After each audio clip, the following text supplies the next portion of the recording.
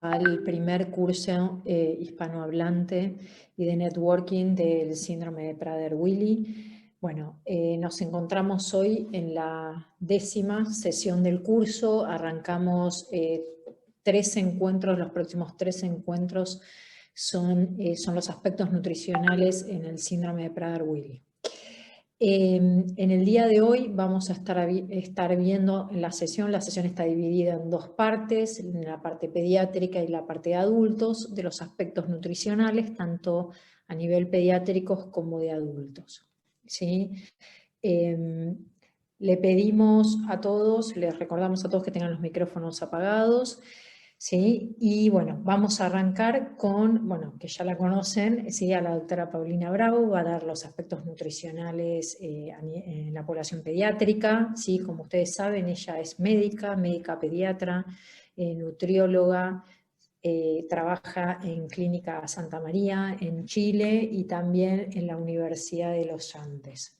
Sí, bueno, ella tiene su formación en Canadá y bueno, y nos va a contar su experiencia en el síndrome en el día de hoy, en esta primera mitad de la sesión, ¿sí? Así que bueno, Paulina, todo tuyo el público y vamos a aprender un poco de la edad, de los aspectos nutricionales en la edad pediátrica en el síndrome, ¿sí? Así que te escuchamos. Muchas gracias, Jorgelina, y buenas tardes a todos. Bueno, como les decía, la idea hoy día es empezar a revisar más aspectos netamente nutricionales y vamos a partir en orden desde la edad pediátrica y posteriormente Romina nos va a hablar de la parte de adulto. Bueno, contarles como siempre las presentaciones que tienen fotos, en todas ellas hemos contado con la autorización de los padres para presentar a nuestros pacientes, y como pueden ver aquí tenemos un pacientito que tiene un síndrome de Prader-Willi y que, como uno pensaba quizás antes de hacer el curso, creíamos que todos los niños con Prader-Willi, todos los individuos con Prader-Willi son obesos, y en realidad aquí vemos un niño que de hecho me tocó diagnosticarle el otro día un riesgo de desnutrición, que fue hace poquitito, y que estamos trabajando en ello con él. Entonces, como la idea es que veamos distintos ámbitos del paciente con Prader-Willi pediátrico. Los objetivos de esta presentación son reconocer las fases nutricionales durante la edad pediátrica, tanto por la historia como antropométricamente. O sea, no solamente es relativo al peso y la talla, sino que también tiene que ver por la historia que el paciente, que en este caso los padres del paciente nos van a contar. Y conocer estrategias para el abordaje nutricional en cada fase, que de igual modo van a ser tocadas en próxima clase, que se va a abordar obesidad y prevención de obesidad, por la doctora de Santadina, pero que en este minuto vamos a dar pequeñas estrategias, porque en el niño más pequeño quiero aprovechar de ir dándole las distintas fases y los distintos abordajes. ¿Ya? Bueno, primero que nada quiero contarles un poco que yo aprendí de Prader-Willi cuando estuve haciendo mi formación de nutrición en Canadá, en Toronto, y todo lo que sé prácticamente de Prader-Willi, de estas fases, lo aprendí con Glenn Veral, que desafortunadamente hace alrededor de ya 4 años que falleció, y él es el que nos ha formado, formó a Virginia y me formó a mí, y nosotros con Virginia nos conocimos después. Pero ha sido una grata sorpresa, y teníamos allá él tenía una clínica que recibía a alrededor de 200 pacientes con Prader-Willi que llegaban de toda la zona de Ontario, Manitoba y las provincias aledañas en Canadá. Y hacíamos manejo multidisciplinario. Yo siempre cuento que llegaba como un bus lleno de niños con Prader-Willi y adultos con Prader-Willi, y veíamos así una semana entera puros niños y adultos con Prader-Willi. Entonces ahí yo aprendí este síndrome. Fue una gran escuela. Y yéndonos directamente, lo que quiero que quede hoy día claro es que hay fases nutricionales que han sido descritas por el grupo americano. Ellos hicieron una cohorte de pacientes y siguieron cerca de 200 pacientes a lo largo de la vida, sobre todo de la edad pediátrica, y pudieron determinar y describir distintas fases. La primera fase es aquella con movimientos fetales disminuidos y peso de nacimiento menor que el hermano, que es la fase prenatal, y que en general se va a describir de manera retrospectiva. Es muy raro que alguien en el embarazo pueda plantear un síndrome de Prader-Willi, porque además, como ustedes saben, generalmente es de novo, no es repetitivo en la familia, entonces es generalmente una fase que se hace diagnóstico retrospectivo. Pero la fase 1A es aquella fase en que el paciente nace con una hipotonía marcada y una dificultad para la alimentación, y que, como decíamos, en general va a requerir sonda o alguna alimentación, sonda nasogástrica o algún tipo de alimentación especial, con chupete y con mucha ayuda fonoaudiológica y de terapia kinesiológica y terapia ocupacional. Esto es generalmente hasta los 9 meses de vida. Luego viene la fase 1B, en el cual empieza a disminuir la dificultad alimentaria porque empieza el paciente a aprender a alimentarse y hay un crecimiento que empieza a ser normalizado y dura alrededor cercano a los 2 años.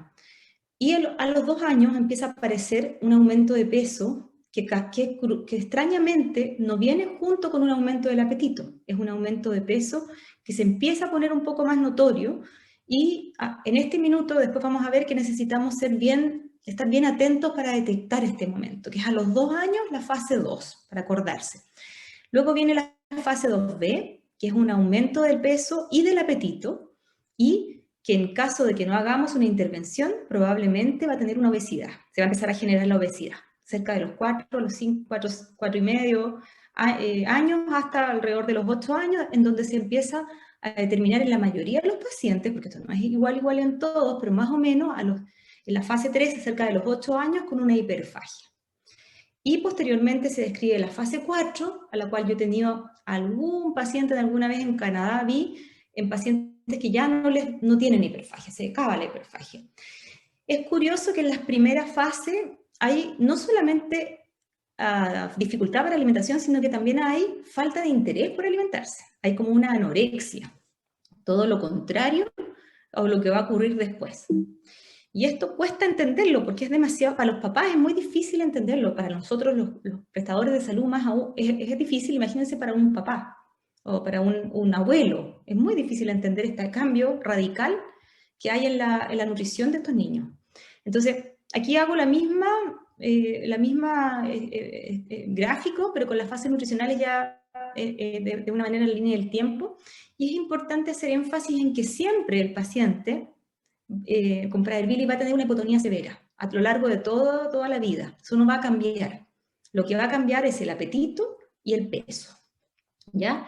Y siempre, debido a la hipotonía severa, como hay menos tono, hay menos masa muscular, o sea, como hay menos masa muscular, debido a que hay menos tono y haya varios factores que inciden en que haya menos tono, va a haber un menor gasto calórico. Entonces, independiente de que el paciente esté con bajo peso, también probablemente cuando le calculamos el gasto calórico, tenemos que reducir un poquito, o al menos al principio ser muy cuidadosos, porque siempre un paciente hipotónico, siempre por definición gasta menos, sea de la etiología que sea, ¿ya? Entonces, desde la primera fase, tenemos algunos estudios, hay un estudio chino descriptivo que si ustedes ven los casos no son tantos en Prader-Willi, nunca hay tanta serie, pero aquí por ejemplo hay 9 pacientes menores de 1 año hospitalizados y 5 de los 9 usaron sonda nasogástrica prolongada, en promedio 14 días, y 6 de los 9 estaban desnutridos. Y yo también les voy a presentar al final la serie que tenemos nosotros acá, en que también se repite clásicamente que los primeros meses de vida los pacientes en general están catalogados como desnutridos en peso para la talla y les cuesta mucho subir de peso y es casi la regla, yo diría que es lo más habitual que necesiten sonda y como yo les contaba, probablemente en el caso que presenté al principio, la mayoría de los pacientes no se va de alta de la NEO porque ahí quedan, nacen y como les cuesta tanto alimentarse, es raro que los den de alta para la casa, no es lo habitual. Y si los dan de alta para la casa, lo más probable es que después vuelvan porque les cuesta mucho alimentarlos. O sea, si tienen un buen control pediátrico, el pediatra se va a dar cuenta de que algo pasa y las mamás o los papás se van a dar cuenta que algo pasa porque esta bebé no se puede alimentar fácilmente. Y aquí podemos ver en esta serie china cómo ellos publicaron sus casos con fotos y uno puede ver esta posición de ranita, completamente abierta la cadera y con estos niños con un tono muy bajo que por supuesto que condiciona que la succión está muy alterada y el proceso de succión-deglución también. Estos niños tienen más trastornos de deglución. Y se acuerdan que habíamos dicho que cada vez que hay un niño hipotónico severo y una criptorquidia, en el caso de los varones, vamos a diagnosticar un Prader-Willi o vamos a pensar en un Prader-Willi, se lo vuelvo a recalcar, ¿ya? En los trabajos, en los trabajos franceses, del grupo francés, es interesante porque ellos tienen una serie de pacientes en que lo que quisieron hacer es evaluar el impacto de un muy precoz diagnóstico y de una intervención también muy precoz y multidisciplinaria. ¿Y qué es lo que hicieron? Bueno, en todos estos pacientes con diagnóstico muy precoz, hicieron terapia intensiva con fonoaudiología, kinesioterapia, terapia ocupacional y nutricionistas. Hicieron sesiones de educación para que los padres hicieran estimulación, les enseñaron técnicas de alimentación y prevención de atragantamiento o choking, les enseñaron, en el fondo, a alimentarlos de manera más eficiente.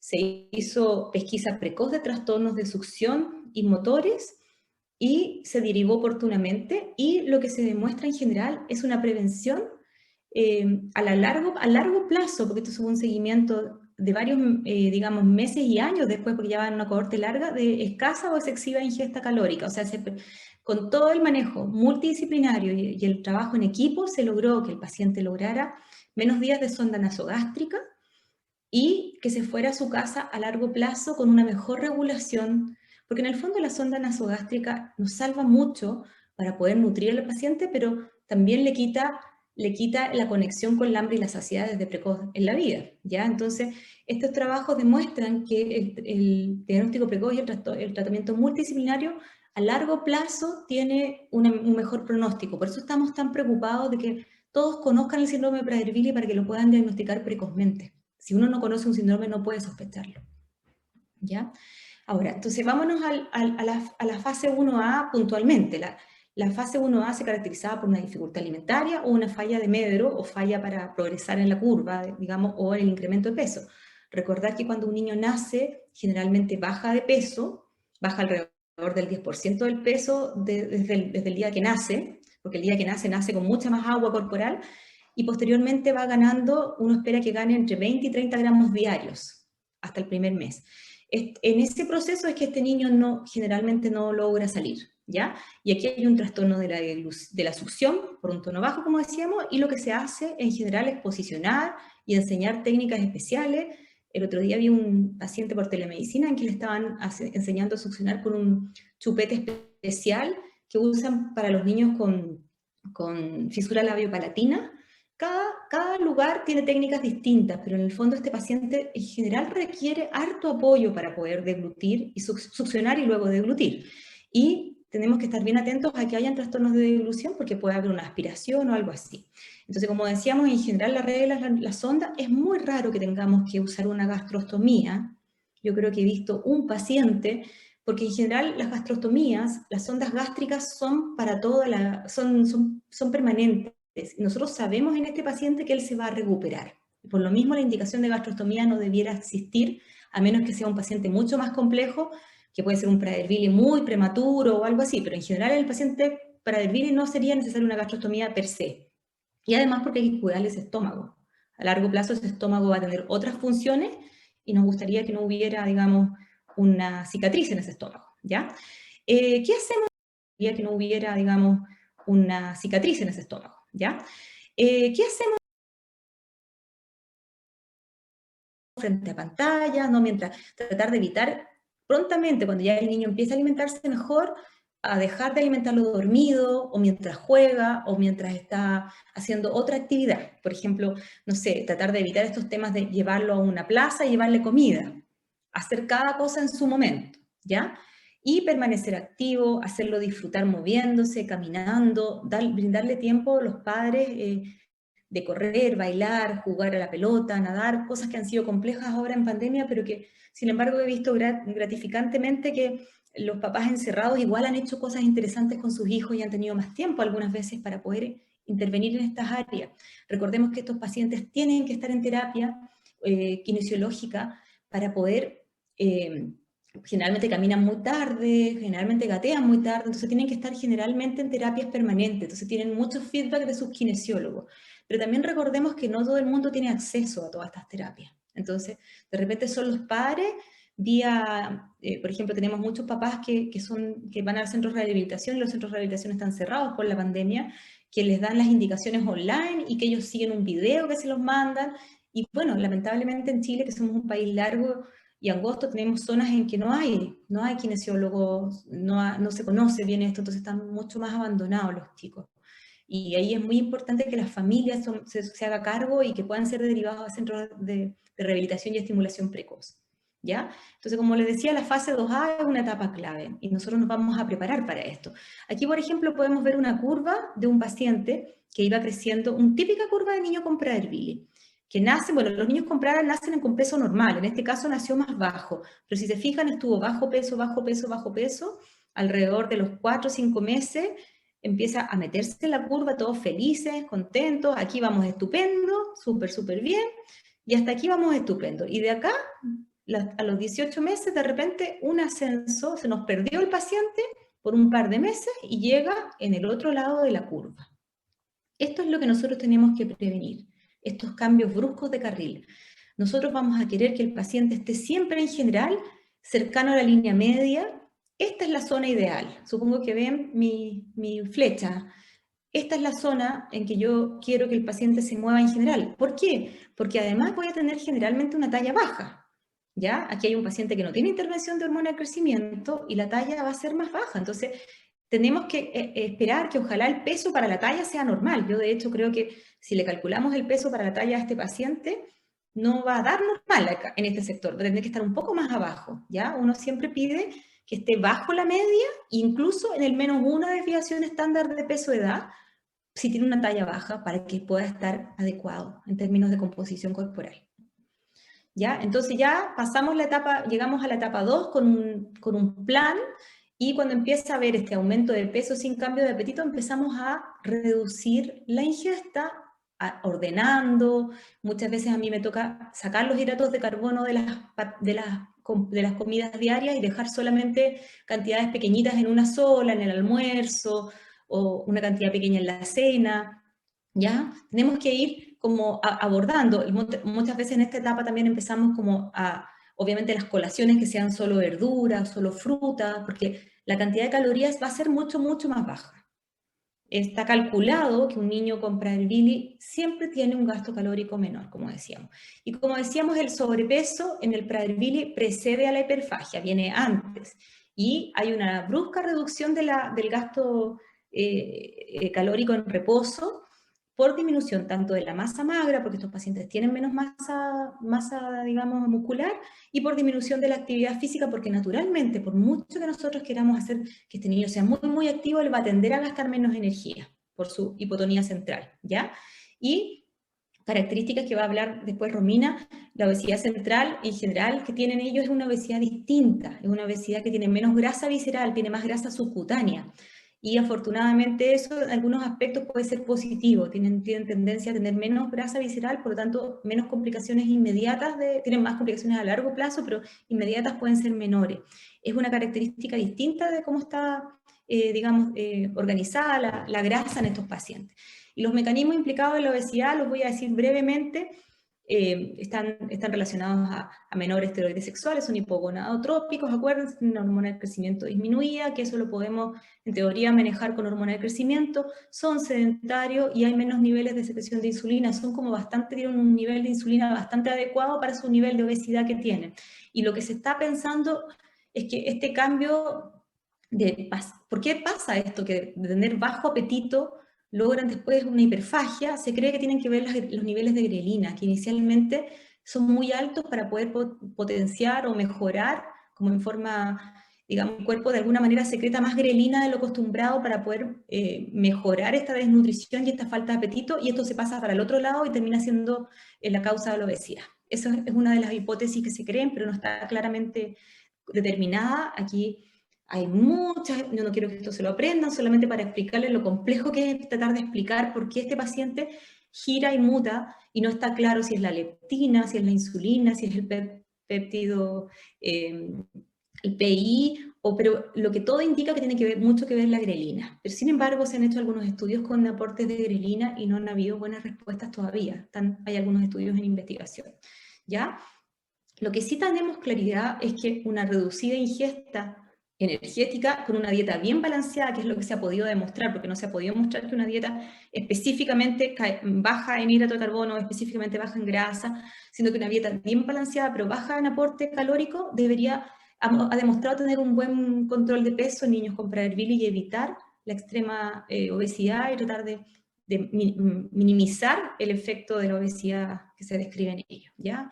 Ahí está este estudio de Miller, que es la misma que describió las fases nutricionales, que es bien interesante, en que hicieron seguimientos y en realidad demuestran una muy buena respuesta con un aporte calórico que hay que rebajar. Generalmente uno hace un cálculo calórico y tiene que restarle al menos un 30%, dependiendo de la edad, y podemos ver, ¿ya? Nosotros en Canadá ocupábamos mucho el libro del semáforo, que es hecho por una de también mis mentoras, Karen Balco, una nutricionista que me enseñó mucho. Ella adaptó el libro del semáforo de un autor se me olvidó el nombre en este minuto, pero que es se me olvidó, Estados Unidos, de un sector de Estados Unidos, de Buffalo, y adaptó esto para los niños con Prader-Willi. ¿Por qué? Porque es fácil de entender.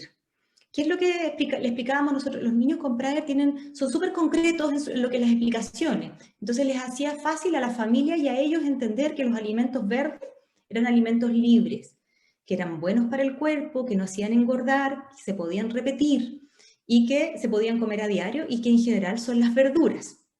Esta es una adaptación al libro de Karen, que ella nos permitió hacerlo aquí en Chile, y que todavía no lo hemos impreso, que está como en prensa, pero que tenemos ganas de usarlo ya prontamente. Aquí está en inglés, de hecho. Bueno, los alimentos amarillos, que decimos cuidado, que son súper buenos para el cuerpo, pero que no van a hacer ganar peso, pero si los mantenemos en cantidades correctas. Son alimentos básicos que necesitamos todos los días, pero que tenemos que medirlos. Y los medimos con medias tazas, con las manos, va a depender de la edad del niño. Por ejemplo, la fruta no es ilimitada. La verdura puede ser más ilimitada, pero la fruta tiene que ser siempre medida y con porciones adecuadas para la edad y en momentos determinados, ¿ya? Y lo rojo, que dice pare, me hace subir de peso, lo puedo comer solo a veces en cantidades limitadas, y en general aquí hay algunos ejemplos muy gringos, pero hemos tratado de adaptarlo con algunos ejemplos chilenos como para usarlo, y estamos tratando de adaptarlo, y digamos tenemos los permisos para poder empezar a usarlos en pacientes locales, ¿ya? Otro trabajo que hicimos con una mamá chilena, que es una chef maravillosa, es hacer un libro una guía de apoyo con recetas para celebrar de manera saludable, porque las celebraciones siempre son un gran problema con los chicos con Prader, por la gran ansiedad que generan, y porque es muy difícil adelantarse. Entonces, la idea de este libro, y esto está en inglés porque lo presentamos en Cuba, es demostrar que las celebraciones especiales no tienen que ser un fracaso, que nuestra idea es evitar que hayan pataletas y de escándalos, que tenemos que proveerle previamente a la familia guías nutricionales para poder hacer excepciones, pero excepciones que tienen que ser saludables. Valeria, que es una de las autoras, hizo varias recetas de celebraciones saludables. Por ejemplo, un ejemplo puede ser una torta de cumpleaños con jalea o gelatina, con frutas, con baja cantidad de azúcar, usando algunas veces verduras para adornar una mesa bonita, ¿ya? Porque realmente tenemos que hacerlo así, ¿ya? Y hay hartas, digamos, opciones también de manejo. Amalia Kristik, nuestra psicóloga que nos apoya aquí en Chile, escribió también toda la parte que es el manejo conductual basado en seguridad alimentaria, ¿ya? Entonces, bueno, esto no lo voy a repetir porque ya lo vimos recientemente, que son todos los factores endocrinológicos relacionados, recordar su talla baja, recordar que pueden tener hipotiroidismo y hay una disfunción hipotalámica, y que el déficit de hormona de crecimiento, a pesar de que a veces no hay un déficit demostrable, se ha visto que la masa muscular mejora, el tono mejora, la capacidad cognitiva mejora con el precoz uso de la hormona. Cada vez estamos viendo estudios en que muestran que interviniendo con hormona de crecimiento durante el primer año de vida se encuentran los mejores resultados en composición corporal y en calidad de vida. Así que ahí estamos viendo cómo es posible que la población acceda a ello. Acá en Chile no tenemos ningún apoyo en general. Entonces es bastante desigual el acceso, ¿ya?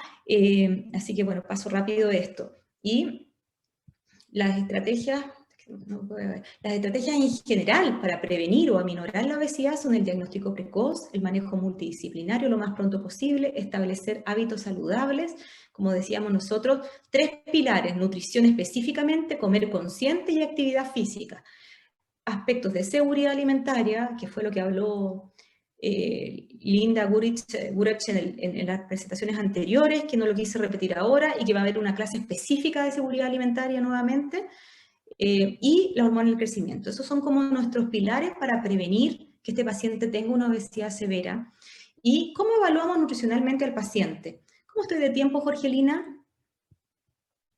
Bueno, Muy bien. Estoy bien, ya. ¿Cómo evaluamos? Ya. ¿Cómo evaluamos nutricionalmente al paciente con síndrome de Prader-Willi? ¿Qué referentes usamos? Bueno, contarles que en general yo estoy usando, y lo he conversado con varios colegas de distintas partes del mundo, y lo pregunté en Cuba, de hecho se lo pregunté a Miller, a Jennifer Miller, ellos están usando las curvas locales de cada país. Porque aquí lo importante es hacer un seguimiento del paciente más que usar una curva en particular. Lo que sí yo les quiero transmitir es que es muy importante que un paciente con Prader-Willi tenga una curva dibujada en su cuaderno de control. No que tenga los números anotados, porque los números no nos dicen nada. Necesitamos tener al paciente graficado para poder detectar cuándo cambia de carril, que es lo que no queremos que pase, o cuándo tiene tendencia a cambiar de carril, ¿ya? En los niños menores de 1 año en general usamos el peso para la edad, pero en general en los niños con Prader-Willi el peso para la talla siempre es un indicador muy, muy importante, ¿ya?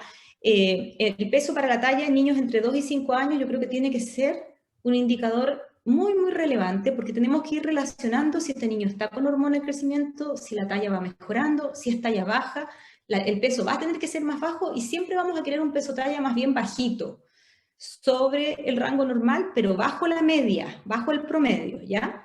Y posteriormente empezamos a usar sobre los 5 años en Chile, va a depender de qué país estemos hablando, de índice de masa corporal para la edad y talla de edad. Sobre los 5 años en general, en la OMS se sugiere usar índice de masa corporal, ¿ya? Pero lo importante es ir graficando. Yo creo que independiente de lo que hacemos, tener 3 curvas, una que dice peso edad, una que dice talla edad, y una que dice peso para la talla, o IMC, o índice de masa corporal para la edad, ¿ya? También contarles que hay curvas, y van a encontrar y les van a contar que hay curvas con hormonas hay curvas hechas de, por ejemplo, 171 individuos de 0 a 18 años que han estado con hormonas de crecimiento y se han graficado como patrones de niños con Prader-Willi con hormonas de crecimiento, que en teoría estos pacientes tenían una dieta restringida en calorías y un plan de ejercicio y estaban con hormona un 40% de su vida. Son niños todos, y se veía una mejoría de la estatura y peso considerable. Mayoritariamente son curvas de raza blanca, a diferencia de la OMS, que son multirraciales, y se veía un impacto positivo en la estatura, ¿ya? También en estas curvas no se observó un estirón puberal, porque estos pacientes tienen poco estirón puberal, como decíamos, como son hipogonádicos. También tenemos curvas para pacientes con síndrome de Prader-Willi sin hormona de crecimiento, referentes sin hormona de crecimiento, pero ahí es súper discutible si usarlo, porque en el fondo estaríamos pidiéndole la historia natural del paciente sin haber hecho intervenciones necesariamente. En general no los estamos usando. Es bueno saber que existen, pero no las usamos. O lo otro que uno puede hacer es usar una curva de Prader-Willi y usar una curva de niño sin Prader-Willi, una curva clásica, e ir comparando. Lo que pasa es que no siempre tenemos el tiempo para hacer tantas curvas, ¿ya? Entonces es importante saber que existen. Por ejemplo, acá tenemos las curvas para niños con Prader-Willi sin hormona del crecimiento, y están disponibles libremente. Yo de hecho las subí en la bibliografía, por si alguien quiere hacer un trabajo de investigación o quiere probar cómo se ven sus pacientes, explicarle a los papás. En términos generales, yo recomendaría usar las curvas locales de cada país, pero ocuparlas en forma constante. Acá tenemos una publicación que está lista para ser publicada, pero no la puedo poner todavía como publicada porque no ha salido, que va a salir en la Revista Chilena de Pediatría, en que en Chile hicimos una experiencia de, me olvidé cuántos números son, creo que son 23 casos de niños con Prader-Willi, en que volvimos a describir las fases nutricionales de Miller, acá en nuestra cohorte chilena, ¿ya? Y bueno, aquí tenemos 24 casos. Entonces, que describimos cómo, si se dan cuenta, los pacientes al principio de la vida están todos, o sea, no son tantos, pero están en la fase más de desnutrición y eutrofia, y paulatinamente se van corriendo y la nube de puntos va hacia el sobrepeso, lamentablemente, y nuestra idea es ir atenuando esto y que no se nos disparen los pacientes. Yo veo prácticamente puros niños, no veo adultos, entonces no tengo experiencia grande en adultos, ¿ya? Y es eso básicamente lo que le quería contar. Ahora nos tocaría el caso clínico, dejo abierto para algún comentario o alguna pregunta. Sí, de hecho, Paulina, hay una pregunta en el chat que te la leo, de María Luisa. Dice, ¿el uso del perímetro craneano tiene utilidad en la evaluación antropométrica integrada? María Luisa, absolutamente. No hay curvas específicas para PRA de perímetro craneano, estaríamos usando las mismas de la OMS o algunas de las que usan los neurólogos, pero yo creo que es importante. No tenemos más frecuencia de micro o macrocefalia en niños con Prader-Willi, no hay ninguna característica específica, pero dado que es un paciente que inicialmente está desnutrido, la medida de perímetro craneano es un indicador más de nutrición, entonces sí, de todas maneras, debería haberlo puesto, no hice tanto énfasis, pero sí, como también es muy importante hacer curva para cualquier niño en control sano, hay que hacer curva de perímetro craneano. Bueno, en forma, a modo así general, lo que podemos hacer ahora, recuerdo que yo quise hacerme cargo de la parte inicial del síndrome Prader-Willi y ahora Romina hablará de la siguiente parte, por eso está cortado esto. Pero lo que quiero recomendar es que una intervención multidisciplinaria precoz ha demostrado reducir los días de hospitalización, los días de alimentación enteral e incluso el tipo de ingesta en el futuro del niño. Que conocer las fases nutricionales nos ayuda a personalizar el tratamiento nutricional según cada etapa del paciente y que nos va a permitir anticipar para tratar de prevenir o atenuar la llegada de la obesidad tan conocida por todos en este síndrome, que seguir al paciente en una curva de referencia y monitorizar principalmente la evolución del peso para la talla es fundamental. Promover hábitos saludables, tanto en lo nutricional como en lo conductual y en lo relacionado a la actividad física en la familia es una premisa, y no solo en la familia, sino que todo en el ambiente que se relaciona a la familia. El niño debe aprender a comer saludable y debe ser manejado en un ambiente de seguridad alimentaria, que no quise vamos a ver una clase específica de seguridad alimentaria, y la idea es que sea desde muy temprano en la vida, como se dan cuenta, y que el tener un miembro de la familia con síndrome de Prader-Willi debe ser un incentivo para que todos los miembros adopten una vida muy saludable. Eso es un poco lo que quiero decir. Muchas gracias.